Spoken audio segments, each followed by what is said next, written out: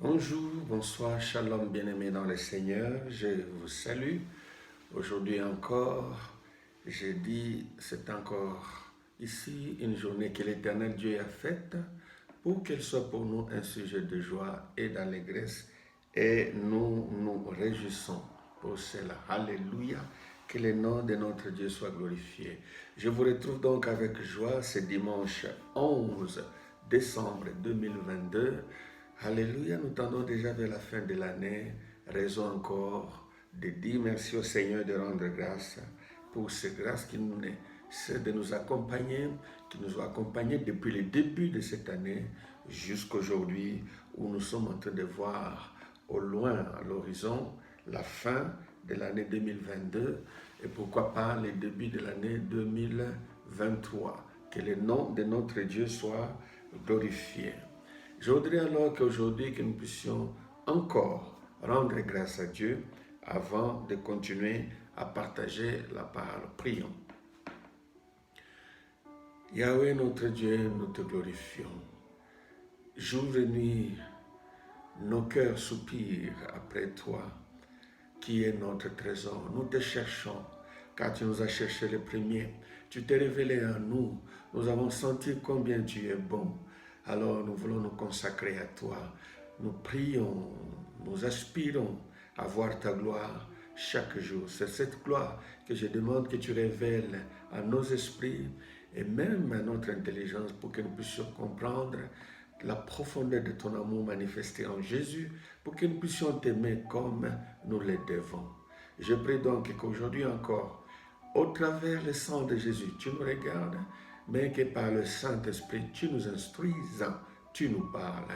Bénis mes frères et sœurs, où qu'ils se trouvent, maintenant, dans ta grâce, au nom de Jésus. Amen. Chers amis, il y a 2 semaines, nous avons commencé à parler sur la découverte de notre force cachée ou de nos forces cachées. Nous avons une force cachée en nous. Dieu dit que nous avons cette force. Voilà pourquoi il nous dit, lorsqu'une tentation nous arrive, nous devons savoir que cette tentation est permise par Dieu. Pour nous, ses enfants, bien sûr, lorsque des moments difficiles nous arrivent, lorsque nous traversons les hauts et les bas de la vie, lorsque nous sentons que nous sommes prêts à lâcher, Dieu trouve encore qu'il y a en nous la force. Lisons encore ce passage.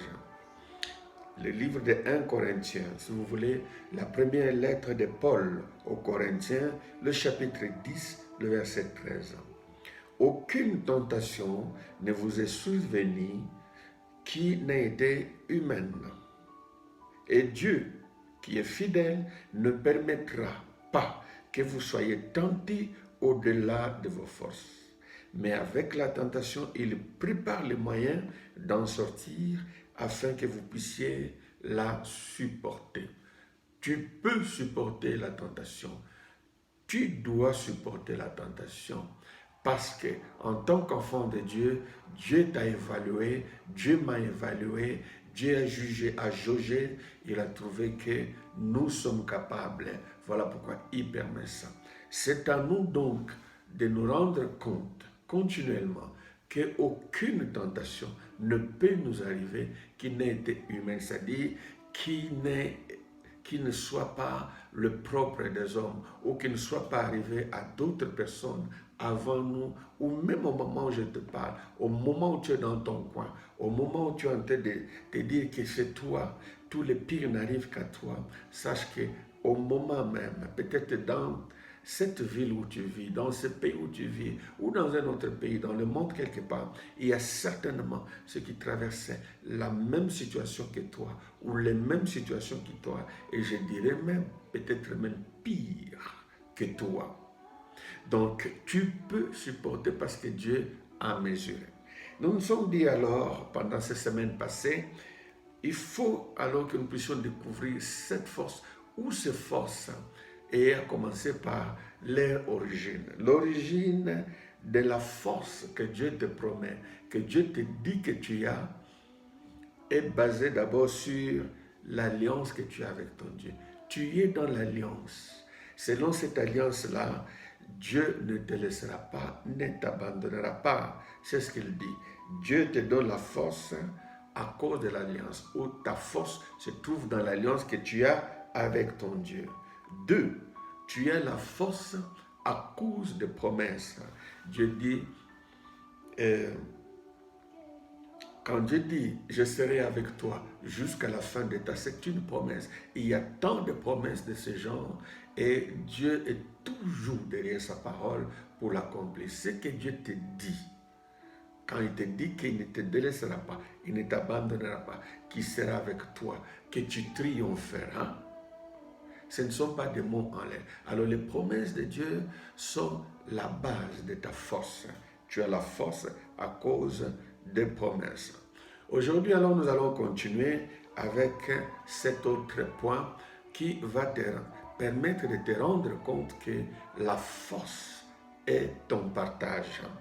Et tu as le droit d'espérer, d'attendre, de chercher, n'est-ce pas, d'être rassuré parce que tu as aussi cet élément comme fondement de ta force. C'est le Saint-Esprit et donc la plénitude du Saint-Esprit. Lisons dans Actes des Apôtres chapitre 1, le verset 8. Actes 1, 8. Mais vous recevrez une puissance. Le Saint-Esprit survenant sur vous et vous serez mes témoins à Jérusalem, dans toute la Judée, dans la Samarie, jusqu'aux extrémités de la terre. Amen. Vous serez mes témoins à Jérusalem, dans toute la Samarie, dans la Judée, jusqu'aux extrémités de la terre. Quand est-ce que vous serez mes témoins? Lorsque le Saint-Esprit viendra sur vous. Et lorsqu'il viendra, qu'est-ce qui va se passer? Vous allez recevoir. Vous recevrez une puissance, une force, une capacité, une dynamisme, quelque chose de surnaturel. Vous allez recevoir. Vous n'aviez pas ça, ça va venir sur vous. Et lorsque vous aurez cette force-là, vous pourrez alors non seulement être les témoins, ou si vous voulez de bons disciples, mais vous pourrez marcher, vivre dans ce monde et tenir ferme devant le moment difficile, devant les épreuves, devant les tentations de l'ennemi de tout genre. Si je cède, si je tombe, si tu cèdes, si tu tombes, si tu lâches, si tu recules, ce n'est pas parce que c'est au-delà de toi. Ce langage n'est pas chrétien, n'est pas pour les chrétiens remplis du Saint-Esprit parce qu'ils sont rassurés d'une force. Que Dieu nous donne donc de prier pour la plénitude et cherchons dans la prière, dans des prières, dans la continuité des prières et jeûne si possible, cherchons la plénitude du Saint-Esprit et cette force sera avec nous. Mes chers amis, le Saint-Esprit concrétise, n'est-ce pas, le mot Emmanuel. Vous savez, le mot Emmanuel veut dire Dieu avec nous. Le Saint-Esprit alors vient concrétiser, vient nous permettre de vivre réellement la présence de Dieu. Quand le Saint-Esprit vient, vous devez savoir, nous devons nous rappeler que c'est Dieu qui vient. Quand la Bible dit que nous sommes le temple du Saint-Esprit, c'est-à-dire qu'il habite avec nous. Il habite en nous. Nous sommes donc l'habitation de Dieu. Donc, nous avons une personne de plus. Et ce n'est pas n'importe quelle personne, ce n'est pas n'importe quel être qui est en nous, c'est Dieu qui habite en nous. Et ce Dieu-là, lorsqu'il habite en nous, il ne croise pas les bras, il nous donne la force. Chaque chrétien rempli du Saint-Esprit s'en sort toujours. Ils se sont en sortis dans le passé, ils s'en sortent encore aujourd'hui, ils s'en sortiront encore demain. Même lorsque les derniers jours vont avoir leur effet, des temps difficiles, des moments compliqués, des moments de beaucoup de vent, de beaucoup de tentations, de beaucoup d'oppression, des moments de manifestation, des puissances occultes de plus en plus fortes, ceux qui seront remplis du Saint-Esprit, ceux qui sont remplis du Saint-Esprit vont tenir ferme, alléluia, et ils vont continuer à manifester non seulement la grâce de Dieu, mais la gloire de Dieu. Tu dois manifester, je dois manifester, nous devons manifester la gloire de Dieu là où nous sommes. Pourquoi? Parce que le Saint-Esprit est avec nous. Ta force, ma force, notre force, c'est le Saint-Esprit avec nous.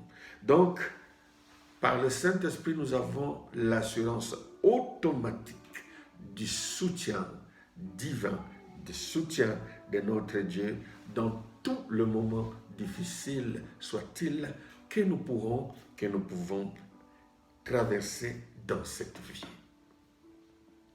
L'autre point, mon cher ami, qui nous rassure de la force de Dieu, c'est ce que j'appelle le quatrième donc, les dons du Saint-Esprit.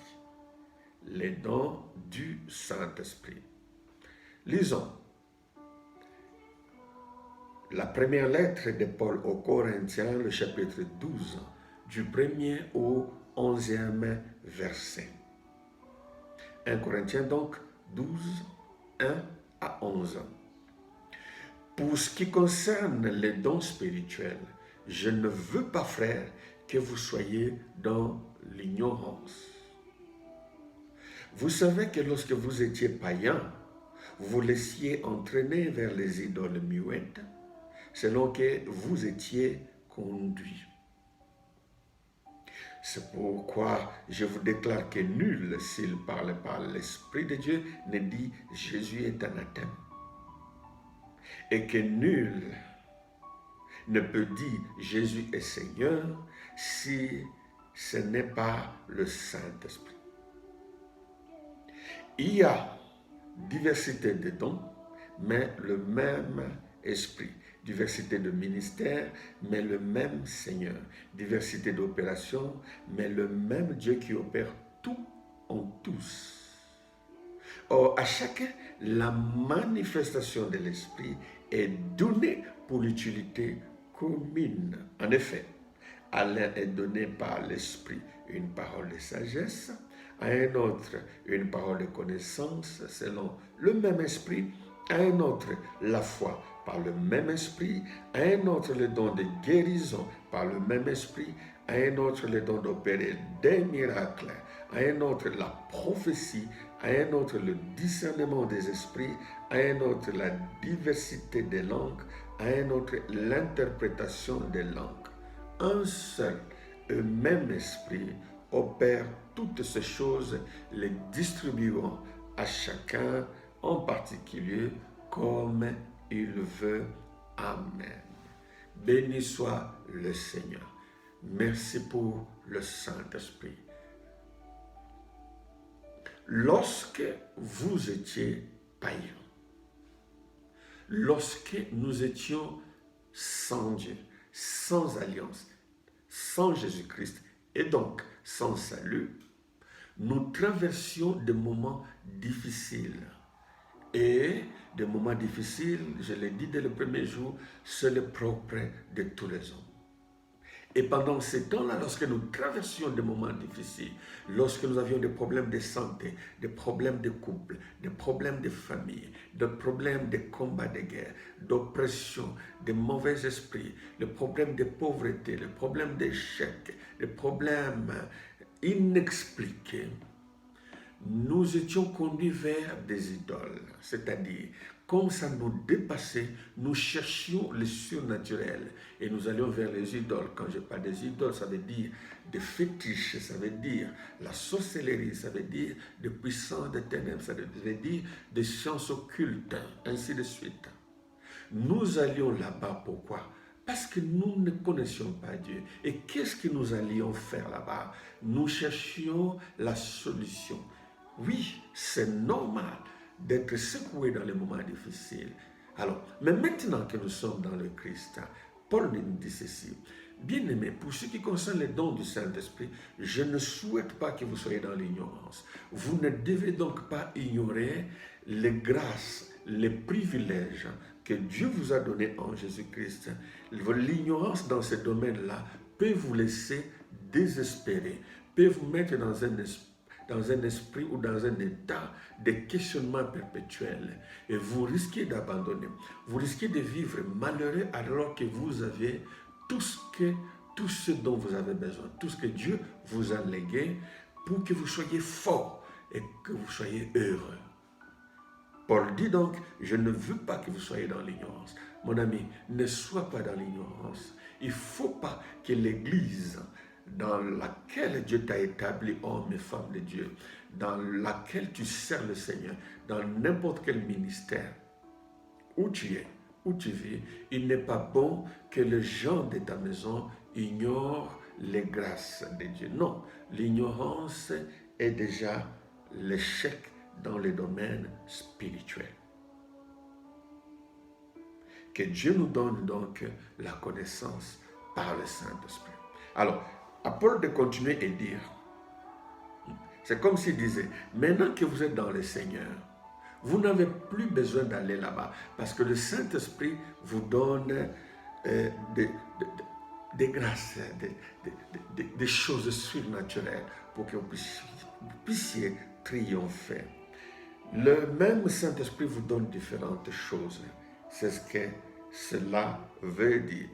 Je dis donc, les dons du Saint-Esprit nous rassurent de la force cachée ou de l'aide nécessaire, que ce soit de notre intérieur ou de l'extérieur. L'aide nécessaire qui pourra nous permettre d'avoir, de vivre les surnaturels et traverser les difficultés de la vie. Lorsque nous sommes devant des difficultés de savoir ou de ne pas savoir quoi faire, il y a un don qui se manifeste, le don du Saint-Esprit qui s'appelle la parole de sagesse. Tu sauras quoi faire. Tu ne peux pas être là et désespéré et te dire qu'est-ce que je dois faire, quels sont les choix je peux faire, quelle décision je dois prendre, je ne sais pas quoi faire, ça me trouble. Non. Lorsque tu es rempli du Saint-Esprit, demande la manifestation d'un don qui s'appelle la parole de sagesse. Tu auras les conseils de Dieu et tu seras sage. Dieu t'a promis de faire de toi un homme et une femme sages. Lorsque tu seras dans des moments difficiles où tu ne sais pas ce qui se cache, ce qui se mijote, qu'est-ce qui est derrière X ou telle chose, tu as besoin de la connaissance. Le don de la parole de connaissance, c'est le don de l'information. Dieu va te donner l'information. Et cette information va te permettre de savoir quoi faire. Alléluia, la parole de connaissance est là. Lorsque tu es fatigué, parce que tout le monde se fatigue, d'ailleurs la Bible nous dit que même les héros tombent, même les jeunes gens perdent la force dans le combat spirituel. Mais ceux qui se confient à l'Éternel renouvellent leur force. Nous nous fatiguons tous, que personne ne te trompe. Jésus-Christ a été dans les moments difficiles, il a été fortifié. Il a eu la foi, la parole que Dieu peut te donner à un certain moment peut ranimer. La sensation d'une foi extraordinaire et surnaturelle va se manifester. Il y a un don de foi qui est différente de la foi naturelle. Alléluia. Lorsque nous sommes dans les moments difficiles, des maladies, oui, nous pouvons supporter des choses, mais lorsque ça touche à notre corps, lorsque nous sommes malades, lorsque nous avons des douleurs, lorsque nous sommes pleins de virus, de bactéries, de microbes, et ainsi de suite, toute personne mal dans sa chair peut désespérer. Lorsque tu vas à l'hôpital, lorsque tu essaies de te faire soigner par les structures médicales connues dans notre monde naturel et que cela ne marche pas, ne te décourage pas. Parce que dans la maladie, on est susceptible tous de se décourager.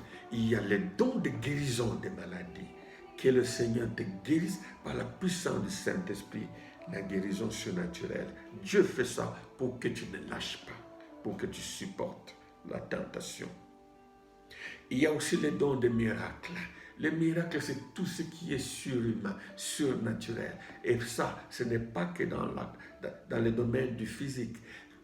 Par le miracle, Dieu peut te donner l'argent. Par le miracle, Dieu peut intervenir pour toi en justice. Par le miracle, Dieu peut t'ouvrir de portes fermées. Par le miracle, Dieu peut, n'est-ce pas, renverser tes ennemis. La délivrance, l'échec de puissance plus forte que toi, c'est du domaine du miracle. Par le miracle, tu as la possibilité de tenir ferme et de vaincre. Tu dois vaincre. Il y a la manifestation de la prophétie. Lorsque nous sommes là, les moments difficiles, nous avons tous besoin d'être rassurés par rapport au futur. Lorsque nous nous posons des questions sur notre futur, sur l'avenir de nos enfants, de nos familles, est-ce que je vais réussir? Est-ce que le don de prophétie est là? Par la prophétie, Dieu nous donne la force parce qu'il nous montre des choses à venir. La prophétie, c'est spécifiquement la révélation par rapport au futur, aux choses à venir. Il y a des langues. Lorsque tu n'arrives plus à prier, à mettre de l'ordre, parle français parce que je vous parle en français. Si à un certain moment, la pression ne te permet plus de réfléchir ou de parler un bon français parce qu'il y a le fait de bien parler, masculin, féminin, il y a le principe de grammaire qui sont là. Lorsque ça te décourage, ça te trouble, quelle que soit la langue que tu parles, vas-y en langue. Lorsque tu ne sais plus de quoi dire, raya sec, les dons du Saint-Esprit ou par le parler en langue vont te permettre de dire des mystères de Dieu et prier, être béni dans ton esprit et te relever de ta faiblesse. Et il y a aussi l'interprétation des langues. Tu dis des choses que tu ne comprends pas, mais Dieu te révèle. Bref, mon cher ami, il y a beaucoup de choses à dire là-dessus. Par les dons du Saint-Esprit, Dieu nous donne les privilèges. Les dons du Saint-Esprit, ce sont les privilèges de Dieu qui nous permettront de vaincre. Pas seulement vaincre et tenir ferme après avoir tout surmonté. Que Dieu te révèle les forces qui sont cachées à toi par le Saint-Esprit, par les dons du Saint-Esprit, et que tu vives cette force-là, que tu sortes de ton état, que tu sois ferme et que tu aides des multitudes autour de toi, parce que Dieu t'a appelé pour ça. Que Dieu te bénisse. Prions le Seigneur.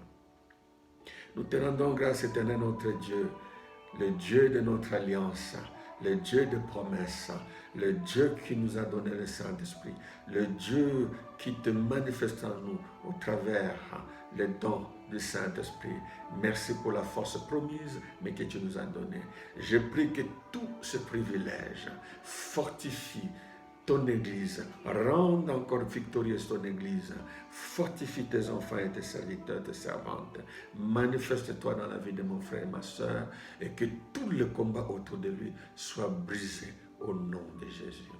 Merci d'exaucer les prières de ton peuple, et merci de nous écouter dans ta grâce. Nous te prions ainsi, Père, et te disons merci au nom de Jésus.